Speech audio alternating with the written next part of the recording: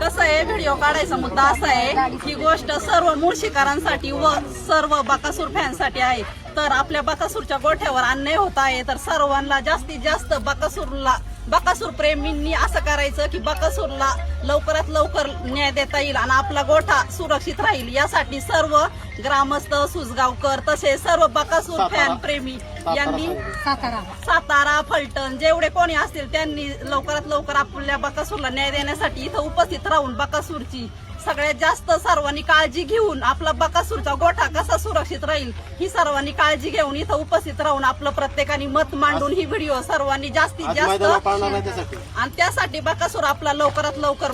मैदानावर येणार नाही याची सर्वांनी दक्षता घ्यावी आणि आमच्या सुसगावकरांच्या सर्व महिलांवरती आणि इथं उपस्थित असलेल्या महिलांवरती ना अन्याय होत आहे, तर तो अन्याय थांबवण्यासाठी सर्व महिलांनी इथं उपस्थित राहून आपलं मत मांडायचं आहे. स्टे ऑर्डर असताना पण स्टे ऑर्डर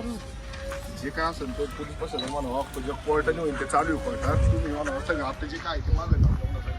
जे स्टे ऑर्डर आहे आता आपलं ते सगळं लाईव्ह मधले आहे. स्टे ऑर्डर माझी एक पण घे.